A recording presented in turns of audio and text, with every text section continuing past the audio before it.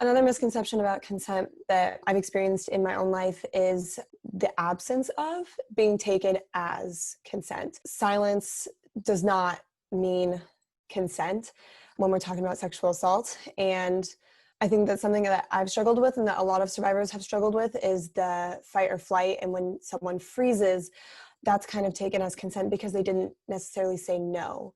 And if it's not an enthusiastic yes, if it's not a 100% yes for every step of the way, when the sexual activity changes, if it's not a yes all the way through, then it's not consent and it becomes assault.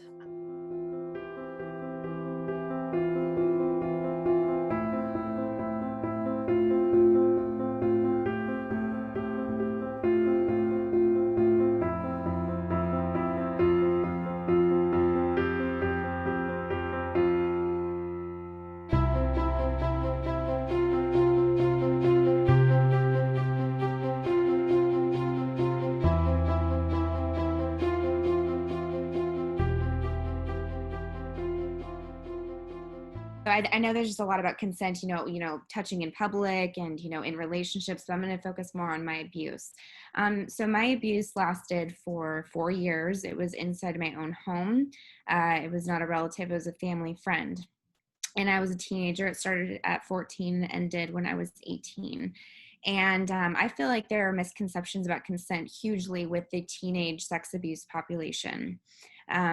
So I feel that with children, people view it very differently because obviously children cannot consent to, sexual touching and things like that. But in a lot of instances with teenagers, they are, in essence, I guess, technically consenting, but not legally consenting, right? Because they can't because they're underage. So in terms of, and I do work as a district attorney, so I have worked in sex crimes for some time. I feel that there's a misconception about consent with teenage sex abuse survivors, that they consented to the abuse. So therefore they're not sex abuse victims, if that makes sense. And from my personal experience, what happened with me is that I didn't know what to do when I was first being abused. And so I didn't do anything. I didn't consent clearly, but things were happening to me. What happened later on in the abuse is that I consented, I guess by how, society would look at it. I consented and I participated in the activity. And at that age, I felt that I was consenting to the activity. But what I realized as an adult was that I wasn't consenting. I was trying to minimize the victimization that I was feeling, right? I was trying to take control back in any way that I could. And because I wasn't being believed about what was happening to me, I used my consent. So looking now as an adult, and especially as a prosecutor of sex crimes, I can honestly look back and say, that that's not consent. It's a defense mechanism.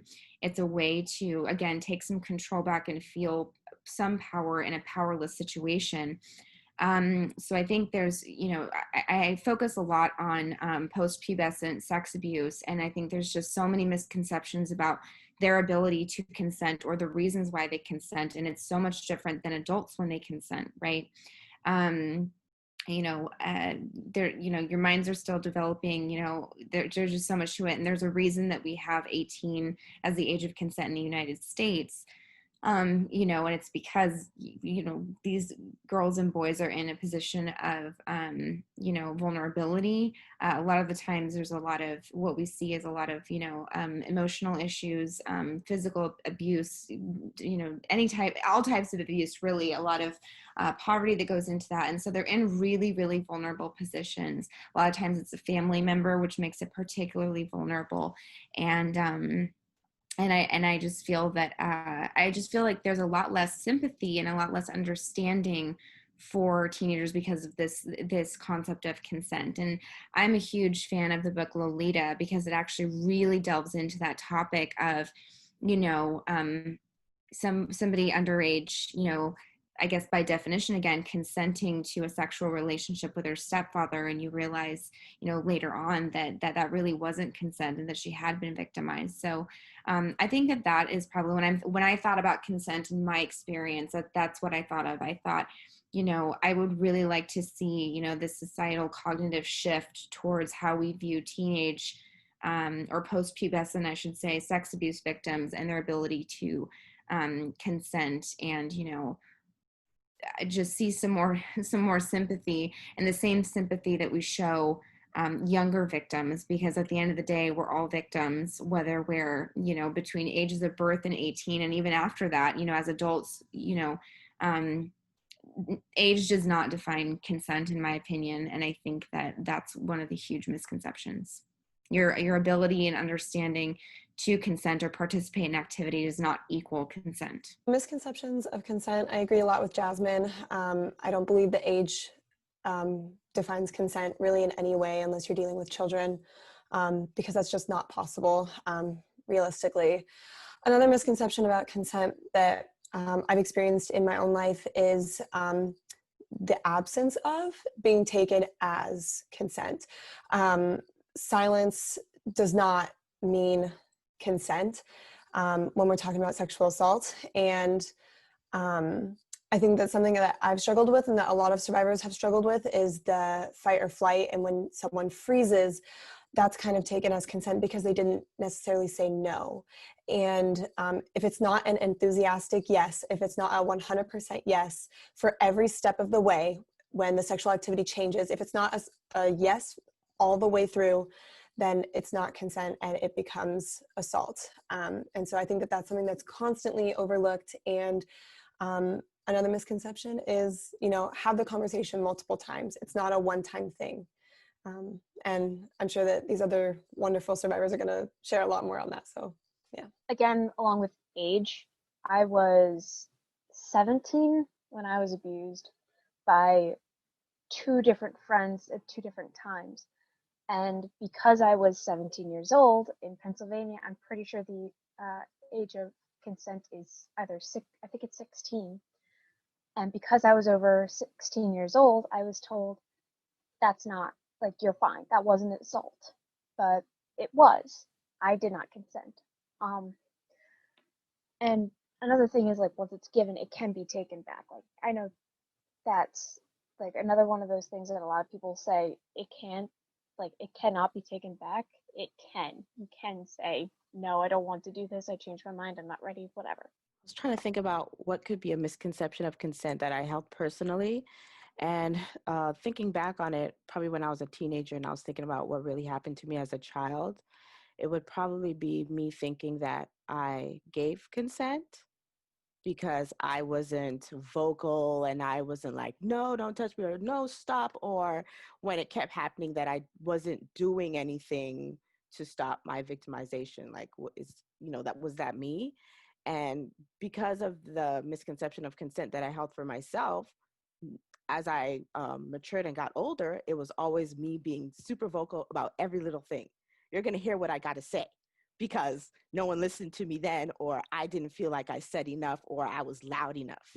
So that's what I held for myself. So I feel like I do come from a different standpoint being a victim advocate.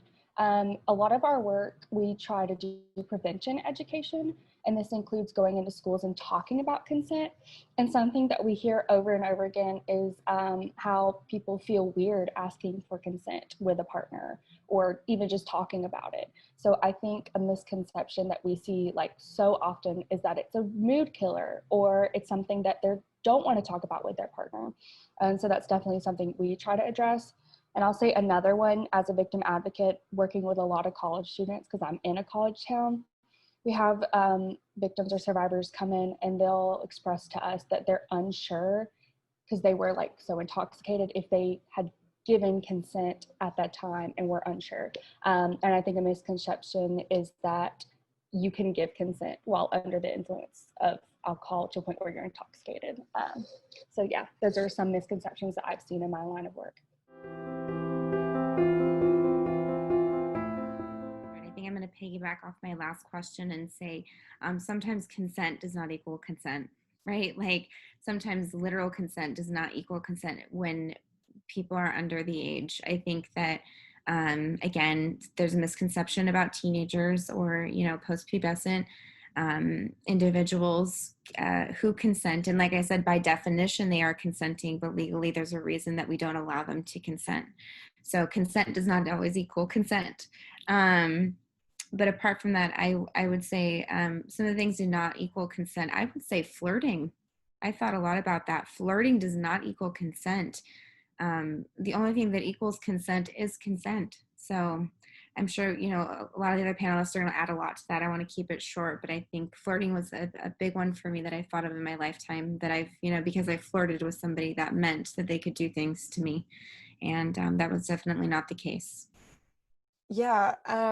One of the things that I think like definitely does not equal consent is if you say yes to one thing, like making out or touching in one area, that doesn't consent anything further. That doesn't, like, consenting to going on a date does not guarantee, oh, I'm consenting to sex. It doesn't mean that I'm consenting to any kind of other activity than what I'm directly consenting to. If I'm saying yes, like, let's make out, I'm comfortable with that, let's do that, that's consent. That's not saying, okay, yep, I'm ready to make out, like, let's have sex. It's a gradual process. It's a step-by-step thing, and you and your partner need to be on the same page about every boundary that you are comfortable or not comfortable with. When it comes to consent, I also feel like marriage and relationships does not equal consent. Like, even though you may be married to somebody, that does not mean that they have full right to your body. Or being like just in a relationship with that person does not mean that they get to do whatever they want to you, or you get to do whatever you want to them. You still have to talk to them and ask. Another thing is, like, just being in that person's bed, like sitting in your friend's bed does not mean that your friend gets to do whatever they want to you. Or being in your partner's bed does not mean they get to do whatever they want to you. You still have to talk about it. Communication is very, very important. I feel there are two things that don't equal consent, and that is silence and, like Kat said, marriage. For silence, I think that would more so deal with sexual abuse as a child for me personally. Me not saying anything doesn't mean that I was going along with it, because, fight or flight, like, I'm freezing. I don't know what's going on. Like, I'm scared, I'm not saying anything, but that doesn't mean that you can carry on with what you're doing. And as it deals with marriage, in my marriage personally, we talk about things. There's that communication thing. There are certain sex acts or certain things that are a no. And it's not that he just knows. No, it's because I spoke to him and I told him how I feel about it. I told him that it's triggering and why it's triggering, and that, we don't do those type of things. So yeah, silence and marriage. Yeah, so I'll have to go off of Zinette for this one. I think that the absence of a no does not equal yes. This is something that is sadly just like a part of the rape culture that we live in, that unless someone is saying no, that they're probably saying yes, or you're just taking that as a yes. We kind of have gone from this no means no society, but we need to move it to a yes means yes, to where you have to get that consent.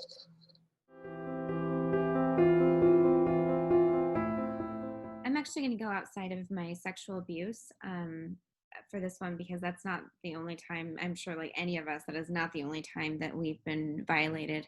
I've actually thought of a time recently when I was presented with that question, and I think something as simple as, we've been talking about relationships and marriage, and in my relationship, I'm an attorney, so I work a lot, and there was an instance where I was being touched while I was working, in an attempt to, go,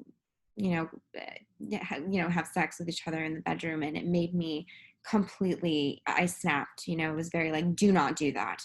I'm in the middle of working, and although we have this ongoing, in a relationship, you might have this ongoing kind of idea of consent. You don't need to talk about it every time you're in bed together. When it's a long-term relationship, consent boundaries are even crossed in instances like that, when, you're obviously doing something unrelated to any sexual activity, and you're being touched. I think that kind of crosses that line. So I think that what's interesting about that question is it applied well outside of my sexual abuse experience. I think it happens even in day-to-day relationships. Yeah, so a time that comes to mind for me when I think about my consent boundaries being crossed was with a classmate of mine, and back in high school.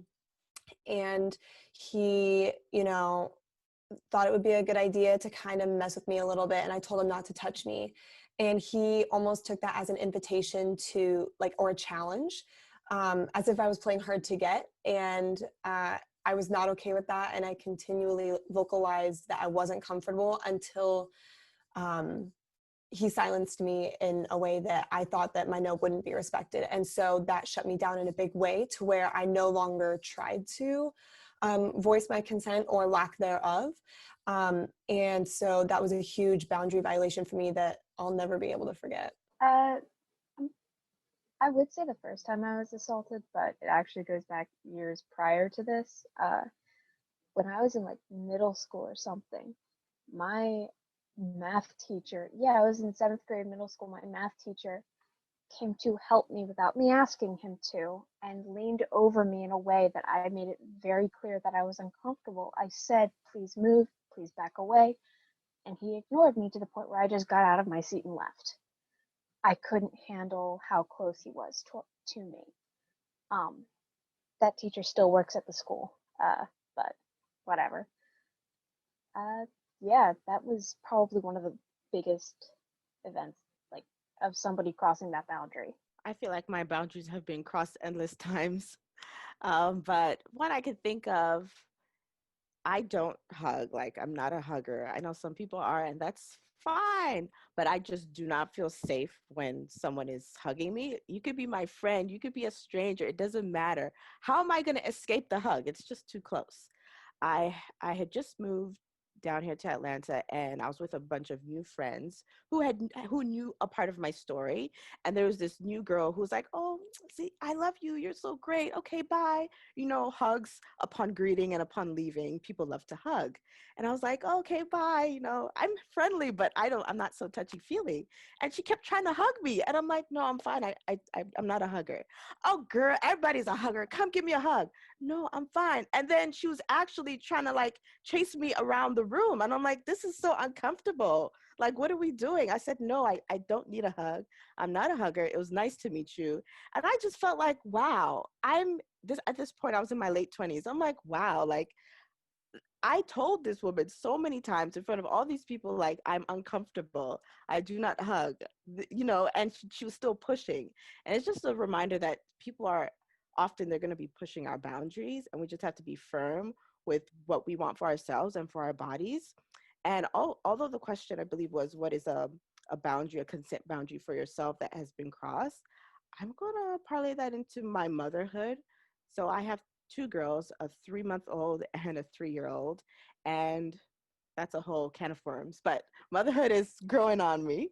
But with my older daughter, it was always like, looking around, seeing what's happening. And one of the boundaries that I had for her and for myself were, you're not just going to go over and hug her and kiss her. Although even when she wasn't speaking, you're going to ask her, "Oh, may I have a hug or may I have a kiss?" And there was this gentleman, he's older gentleman, a family of my in-laws, and he just kept trying to hug her. And I'm like, she's made it clear, although she's not speaking, that she's not comfortable with you coming so close to her. You don't have to, come up and hug her. You can wave, you can say hi, you can have a conversation with her. She's just not comfortable. And he was like, okay, okay. I turned slightly and he came in to try and kiss my 1-year-old. And I was just like, oh my goodness. So again, just being firm with the people around you, if they know you and if they don't, just to let them know what you stand for. Yeah, so looking at this question, though I'm not a survivor, I can think it really kind of brought up so many instances that boundaries were crossed. And, working in this field, it starts to bring up, looking back on things and you're like, oh, that isn't right. So specifically at my high school, there was this game that a lot of the boys would play where if a girl was wearing a t-shirt with a pocket on the front or any kind of shirt, they would just put their hands down it and they would actually refer to it as pocket rape. And it was just so normalized in the high school culture that I was in. And I mean, teachers would see it and no one ever really said anything, but I know it made just about, every girl uncomfortable. And it got to a point where like even people, like I know I would be afraid to wear shirts with pockets just because I didn't want to deal with that. And I think also, you're kind of taught to be nice and not embarrass the other person because it's just a joke or it's just funny. And I'd be scared to say something so they didn't make fun of me for being a prude or being uptight. And I think that just, again, goes back to show the culture. So yeah, that was a time that I could definitely think of, but I could probably come up with more for just high school in general. Right away. I think it's imperative. I think that we are finally, thank goodness, in a place where we are discussing consent openly and freely, and it's something that I think is being normalized. At least we're at the beginning stages of that, and so I think now that we're at a comfortable or semi-comfortable place with that as a society, I think it's best to have consent right away. Maybe not the first. Let's say it's the first date. Maybe not the first date, unless something like that were to come up. Somebody tries to kiss you or anything.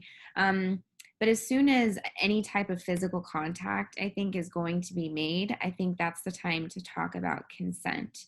I think it's imperative to set boundaries from the get-go with any relationship. Sometimes even friendships, like Zinette was saying, she's not comfortable with hugging. That doesn't just apply to, romantic partners. That applies to everybody.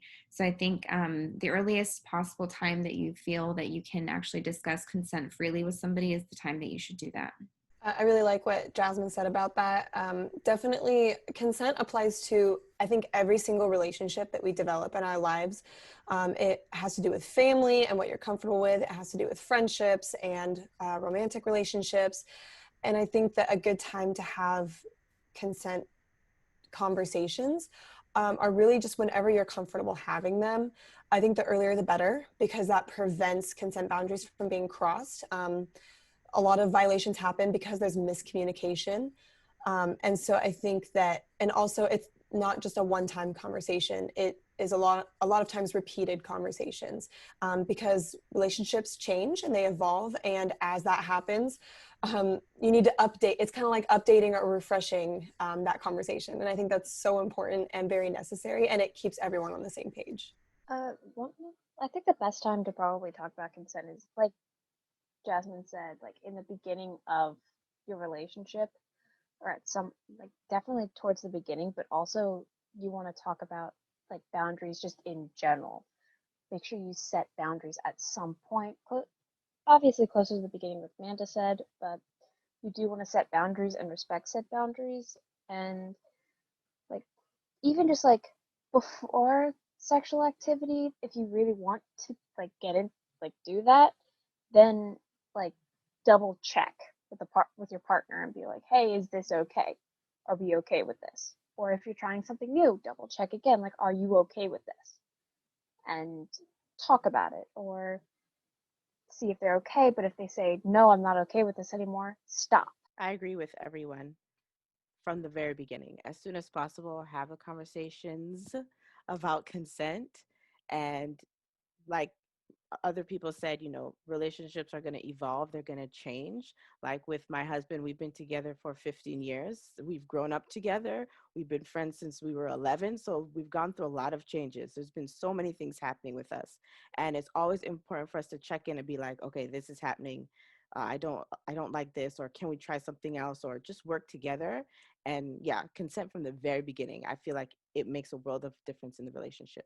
Yeah, like what Zinette said, I mean, I agree with everything that's been said. It needs to be discussed before any like physical or sexual contact occurs, and it needs to be an ongoing conversation. Like they said, boundaries change, people change. It may be different, so it's good to keep talking.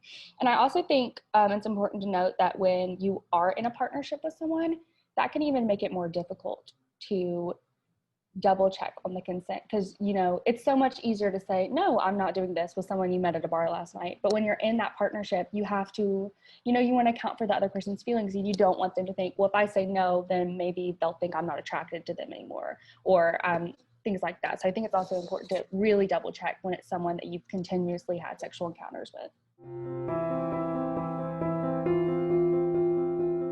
I'm going to say, honestly, false. Although I wish my answer could be the typical lawyer answer, it depends. I think that it can be really difficult for people to ask for consent in a very, blanket way of, hey, do you consent to this? And I think that that's what a lot of people are struggling with this whole consent narrative that we've finally been able to bring out and discuss in the public realm. I think that's how people are seeing it. So I think looking for alternative ways to pursue consent without it being mechanical, I think, is important. the reason I say it depends, though, is because I think asking in a sexy way often is trying to persuade someone. So that's where I feel a little bit, iffy with this question is when you're trying to ask somebody in a sexy way, you're kind of assuming that the answer is going to be yes. You're trying to persuade them into consenting. And I feel like that's not true consent. True consent can't be persuaded or brought out of you. It needs to come just purely from you. I would have to say false as well. I think that as a survivor of sexual abuse, I think that there's nothing more attractive than a man or a partner asking for consent, because that makes me feel safe. And when I feel safe, I have access to all of the other emotions that I want to feel in that situation. So honestly, there's nothing more sexy to me than when someone just asks for consent and I feel safe, and then you don't have to worry about feeling like you're in a dangerous situation. I'm gonna have to say false as well. Similar to how Manda said, I find it really like comforting for like a partner to say, "Are you like, do you still want to do this?" Or just to ask, like, "Are you still okay with this?" I find that really comforting, and it makes it easier for me to be vulnerable to them. So yeah, there are definitely sexy ways to ask without like, similar to what Jasmyn said, without like trying to persuade. Like, I think there are ways to get around that, but she does bring up a very good point. False. There are sexy ways that you can ask for consent, for yourself asking your partner or your partner asking you. And I agree with what you ladies said, all of what you said. Yes, it might seem enticing, like you cannot say no.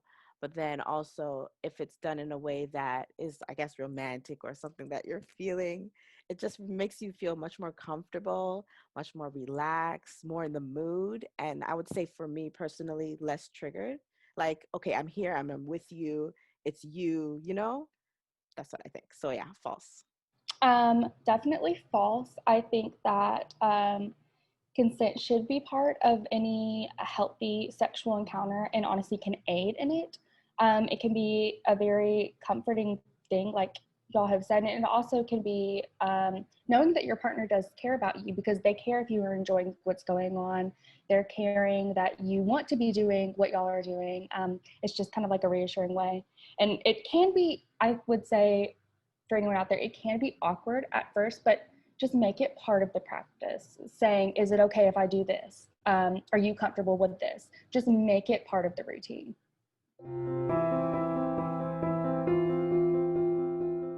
I love this question. I think that there's two things that come to mind. I'll try to get through them quickly.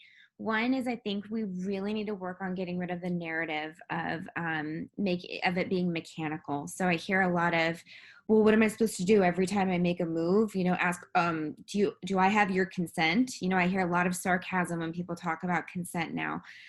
Or, what am I supposed to do? Sign a contract? Or am I not allowed to drink now? I can't have sex with a girl if she's been drinking, or, and like I said, the way it's coming off is very mechanical, as if we have, consent doesn't require a contract. I think we have to get rid of this narrative that it's got to be so, like I said, mechanical or like such a process. It's as easy as, are you okay with that? Or, something that easy. So that's the first way. I think we need to improve how people are wrapping their minds around this idea of consent. And from what I'm seeing, at least, it's a lot with males. And I think it's because in recent years, they're getting it, they're getting this idea that they're kind of under attack, and welcome to the club. And that's how we felt for, probably since the beginning of time.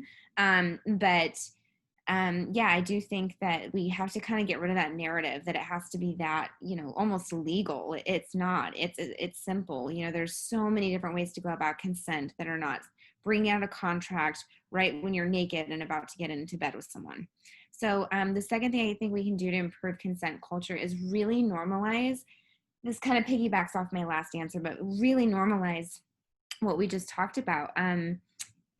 Conversations about consent with a partner, and maybe bringing out some ways to do it without it seeming so mechanical or in legalese. For instance, with me and my partner, if we're trying something new, he'll kind of go for it, and then before anything happens, he'll say, "Are you okay with that?"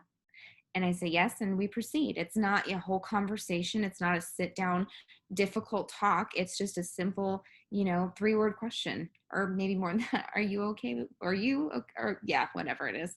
But, it's that easy. Just, are you okay with that? Great. And then we proceed. And if not, I just say no, and we don't. And it's just that easy. So I think that's one of the ways we can do that, is start to get out there how easy it is to have that conversation. I think a big way to improve or help normalize consent culture, or just talking about consent, is kind of just what Jasmyn was saying, and also what Faith was saying in the last question. I think it's really important to just make it part of like your norm as a couple, or in your personal sexual, conversation or activity. Because the thing is that, when you switch partners, or even as time moves on, you're gonna change, your likes and dislikes are gonna change, and it's really important to make it known. Or sometimes you're just not in the mood, or sometimes you're just not feeling it, and you like, that needs to be a conversation. And so making it part of common practice. And like, women often like to share with their friends, like what's going on, right? And you could say, like, imagine the conversation of, guys, he asked for consent, like this and that, and that shouldn't be like a but like, if like we continue to articulate that, more women are going to say, oh, that, like, I want that, like, I'm going to do that with my partner. Or these guys are going to say, oh, you like that, I'm going to start asking more. Or like, I'm going to make sure that like she asks me, or because it's a two-way conversation, right? And so I think that talking about it and just saying, this is how it goes, and it made me feel so comfortable, is a great way to do it. Like I said, I am like just out of high school. I graduated this past year, and in school we did not talk about consent like at all. I've been in public school my entire life, but we didn't talk about it. And that's what made like me finally talking about like what happened to me so difficult, because I didn't know like the first time I was assaulted, the person pressured me into it, like into saying yes, and I felt like I had consented even though I was pressured and I didn't want to. But definitely talking about it in school, definitely talking about what is consent, how do you get consent in school, or even just like from a young age, talking to your kids, like teaching them to ask first, like, can I have a hug? Can I like have a cookie? Can I do this? Can I do that? That is a really good way to teach people consent, especially from a young age. So like definitely like in schools to talk about it more, and at home, because consent is something that's like in all aspects of our lives, so we should definitely be talking about it a little bit more than we do now. I feel that we should normalize children having a voice. We often hear children should be seen and not heard. We often, either our personal experiences or what we observe from other children is that, it's okay if they're around, but we don't really care what you have to say. Or are you going to eat this dinner? Like, we always telling them what they should do and shouldn't do with their body. And it's not that they should have full autonomy, but there's this idea of consent that I feel like should start much younger, should start from the womb. Like, let's start from when they're babies. For example, I didn't even, like, I'm 32 years old, and I didn't even really have a word for it. Like you were saying, Kat, it's like, what, consent? There's an idea, but what is the actual word? So when we had our first daughter, it was like, okay, Z, you got to get this together. What happened to you is not going to happen to your child. What are we going to do? I was looking for things to study to help me figure it out, but there's certain things that just kind of came to me. So it was kind of like, let me involve her in the things that I'm doing. All right, mommy's about to change your diaper. Is that okay? Okay. All right, we're taking off your clothes. We're about to take a bath. There's always this is what we're doing. And when she was able to communicate with me, there was like, okay, what would you prefer? Or what would you like? And it's not just with the sexual things, or not just with their body, which is important. It's with the little things. Would you like a cookie? Would you, it's asking their consent for little things. Would you like me to help you tie your shoe? Or would you like to do it by yourself? And then the biggest thing after, when we're talking about children and normalizing their voice and letting them have consent, is to honor their response. And although I have 2 little girls, I'm talking about all the genders. If we're able to teach children consent, they're able to, I don't want to say protect themselves, but yeah, protect themselves and also not be perpetrators themselves. Does that make sense? So for me, it would be to normalize starting at a young age and to make sure that we're honoring their responses when they let us know how they feel. So I think that we have to really dismantle rape culture to move into a culture of consent. And I loved that Kat said that thing about how in high school, school at all, she was not taught anything about consent. And this is something that working as a victim advocate, we'd kind of routinely heard. And I would make a point when we went in and talked to people, what kind of education have you received prior to this? And typically it was none. So when we had an opportunity to write a grant for prevention education, that was one thing I really wanted on there was consent education, because it needed to start as young as kindergarten and it needed to be talked about. Because I know when I was in high school, I barely had sex education. So I know a lot of high schools are not giving consent education out there. But also not everyone is in a position to go into schools and teach about consent. So I think on an individual level, just making sure that you yourself are practicing consent, you're talking about consent with partners, and really, really importantly, if you hear rape jokes or anything like that that continues to perpetrate that rape culture, say something, step in, don't be just a bystander. So yeah, I definitely think that there's a lot of stuff that we can do to improve consent culture. I would say anything physical. Physical contact is very intimate, and I think that it's something that we don't really think about. Like, Zinette, that really resonated with me, her issue with hugging and how she's not comfortable with that. You know, I think we've normalized a certain amount of touching in America that's permissible, and it's not comfortable for a lot of people. So I think physical contact. I know that there's a lot of physical examples, so I wanted to actually try to think of one that isn't necessarily physical, but I think even any type of extended kind of intimate contact with people. For instance, I am not comfortable with talking on the phone that much. I'm not comfortable with, and I have friends who really, really try to contact me all the time and talk about intimate details or talk about this, that, and the other. And I get really bothered, because I've kind of withdrawn my consent from that narrative of, just by saying, hey, I don't like exposing that much of my private life. So I need you to stop asking about it. I just don't want to talk about it. It's not any, nothing's going wrong in my life. No, there's no problems, but I just don't like sharing all the intimate details. So I think things that involve intimacy, while you might not have to request consent, if consent is clearly withdrawn, you need to respect that with people. And I think, another example actually that really applies to this group is telling stories or talking about our sexual abuse. My family knows obviously everything that happened. I went to trial and he was found guilty and he was in prison.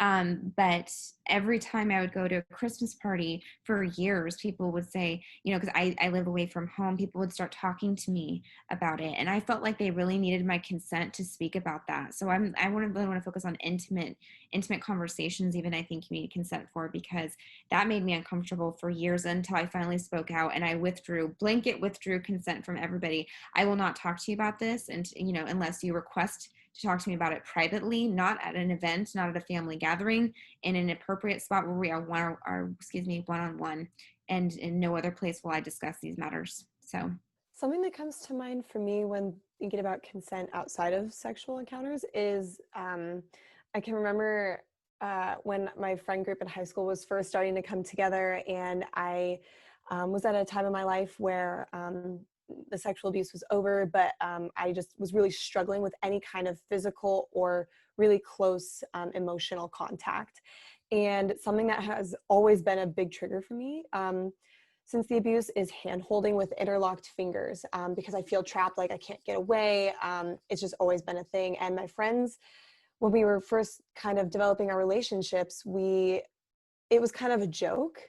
And it was never mistreatment, but it was always kind of like, it was just always there. And then eventually when I told my friends what had happened to me, it became much more of a respect thing. And they would say, is it okay if I hold your hand? Because sometimes your friends like to be kind of close with you, right? And a lot of times I would just say no, and they respected it. and they might ask like, oh, would it be okay to hold your hand like this instead? Or like, can I just like touch your arm? And it became a normal conversation for them to ask me physically like, oh, like, is it okay that for me to touch you like this? Or, hey, can I ask, like, do you mind if I ask you about this? And they gave me the opportunity to say yes or no to even having a conversation about something. So they would say, hey, do you mind if I ask you this question about your story? And then that would give me the choice and autonomy over my story to say, yes, I would love to talk to you about that. Or, you know, I'm really having a hard time right now. I'm not emotionally available to talk about this right now. And the fact that they can respect that is huge. And that's trust building right there. And it's amazing and it's beautiful. Definitely like hugs and like touching in general. You definitely should ask consent first. Like my partner and I, we don't touch unless like we ask first. Like, can I give you a hug? Can I hold your hand? Do you mind this? And we always like, that's just a automatic thing that we always do because we're both comfortable with it, but especially I am. But another thing is that doesn't have anything to do with touching is like borrowing stuff from other people or somebody borrowing something of yours. Like, don't just take something of mine, if that makes sense. Like, I have 2 younger siblings. One of my younger siblings forgets to ask permission if she could take something of mine. That's definitely something that like you need to ask, like, hey, can I borrow this shirt? Sure.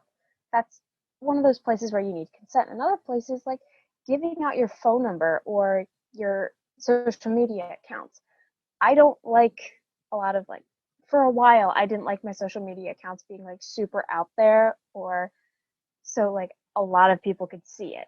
Now I don't really care as much, but like I don't give people my phone number ever because I find that very uncomfortable. But I have had a friend give out my number to somebody I did not know, and that made me really uncomfortable.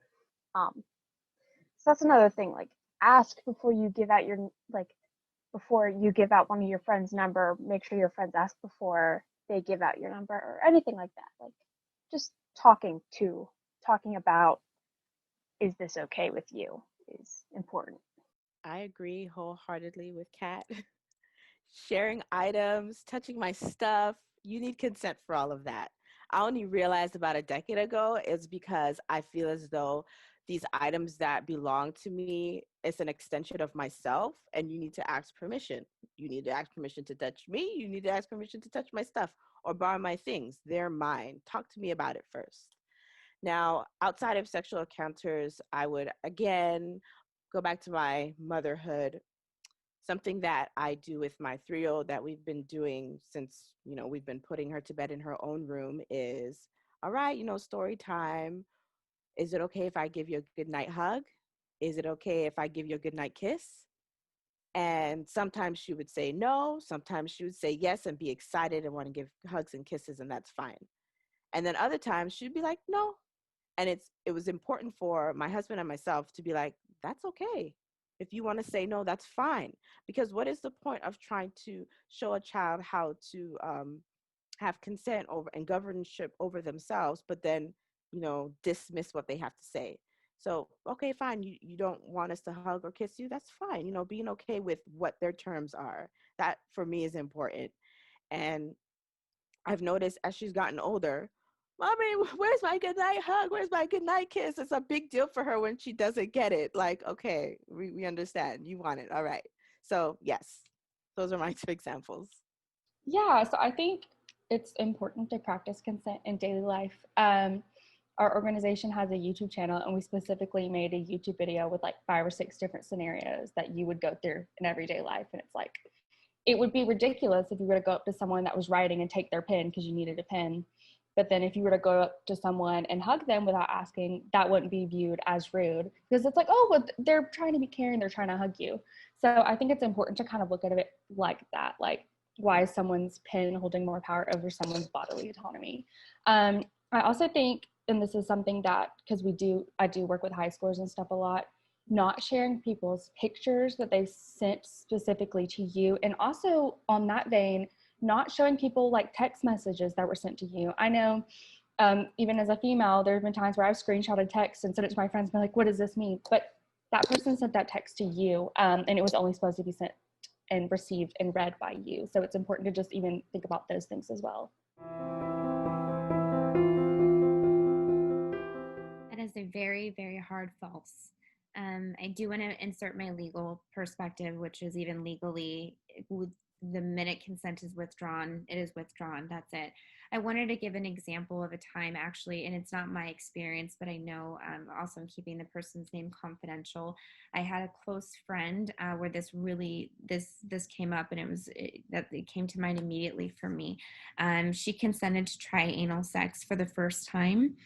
And she and her partner did have an open communicative relationship when it came to consent.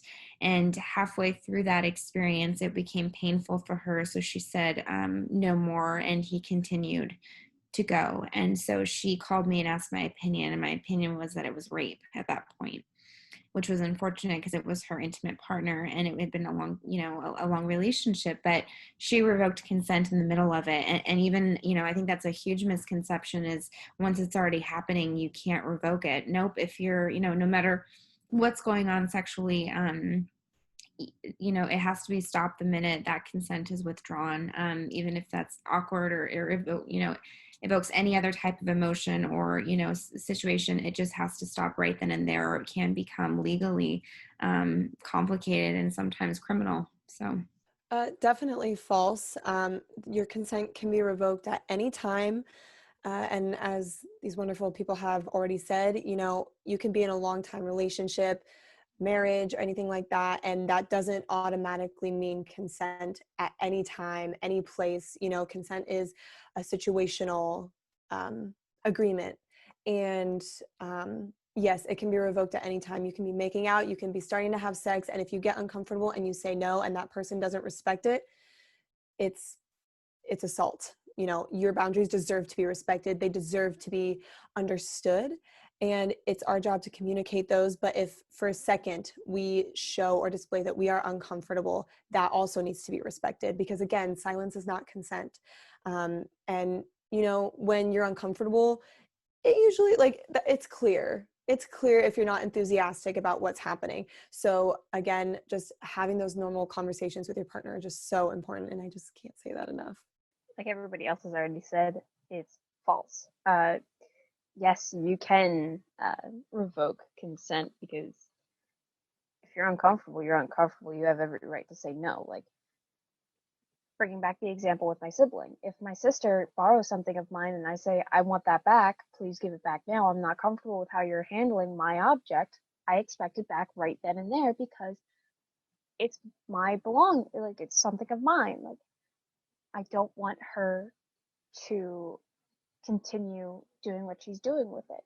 Same with my body. If I want my partner to stop, or like if I want my friends to stop or my family to stop hugging me or like touching me in some way, they need to respect that, and I can say stop. I may have initiated a hug with my mom, but if I want to back away, I still have the right to back away and say, I'm done. I don't want any more hugs. I don't have much to add other than it is false. At any point, you are allowed to, say, okay, no, that's it. My consent can be revoked. We can stop at any point. Again, like everyone said, false. At any point it can be revoked. At any point that consent can be taken away. It goes back to that bodily autonomy thing. You have the right to decide what happens to your body and when. With respect to consent being revoked, I just wanted to add something as a survivor, since we're all in this group survivors. Actually, one thing that really came to mind, and I just felt like I really needed to say it, is especially when you're dealing with a survivor, when you're in a partnership with a survivor, I think it is really important to understand that there are triggers for us sexually that may occur that remind us of our abuse. And so that means that sometimes in the middle of something that you completely consented to, we're going to withdraw, or we may withdraw right away and become really uncomfortable. And I thought that was really important to bring up, because myself especially, but that I know of, at least my own personal story, but so many of my friends have the same story of, they felt uncomfortable because in the middle of a sexual experience, somebody did something or touched them in some way or said some word that really triggered them, and they withdrew consent immediately, and it made their partners uncomfortable. But I think it's important for anybody entering a relationship with somebody who discloses to them that they have been subjected to sexual abuse and are survivors, that definitely is something that needs to be clear from the get-go, that there may be withdrawing of consent during sexual relations for that reason, and that really needs to be respected.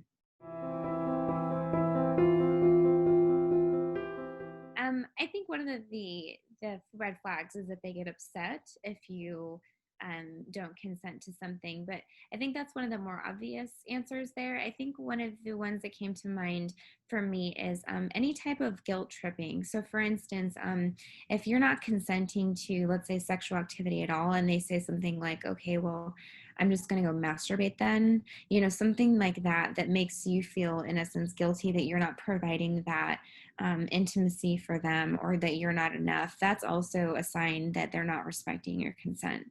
I think another red flag is also if they make fun of you for your boundaries that you set. Talking to you in a condescending way, like, oh, like that's a trigger, or that shouldn't bother you, or you can trust me, it's fine. Like, okay, prove it, respect my boundaries and we'll see, kind of thing. And so if anyone ever makes you feel bad about the boundaries that you have, they're not the person for you.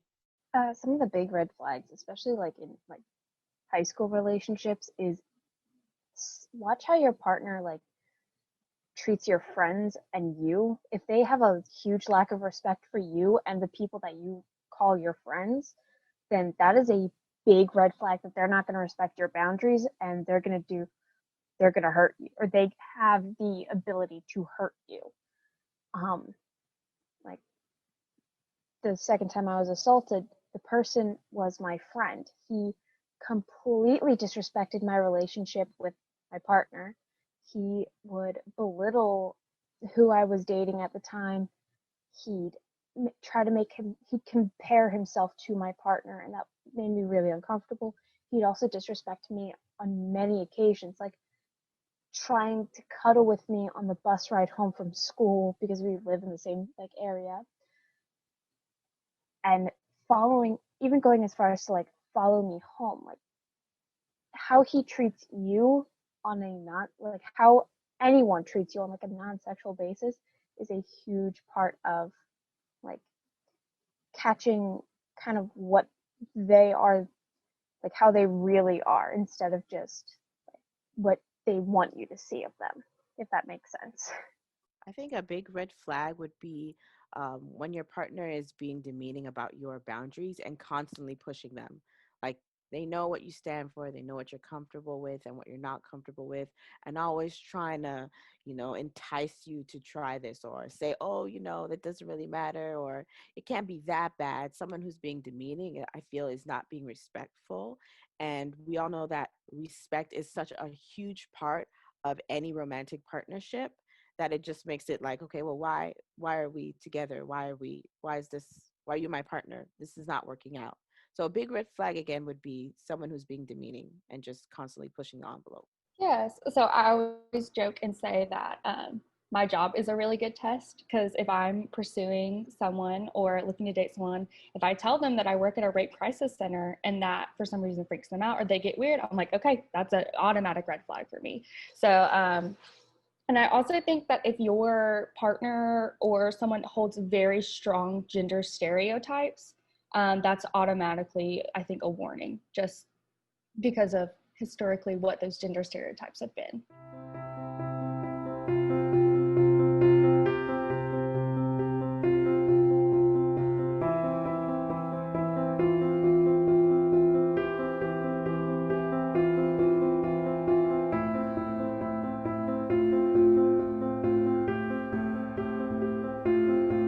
Hi, my name is Jasmyn and I'm a survivor. I'm Manda and I'm a survivor.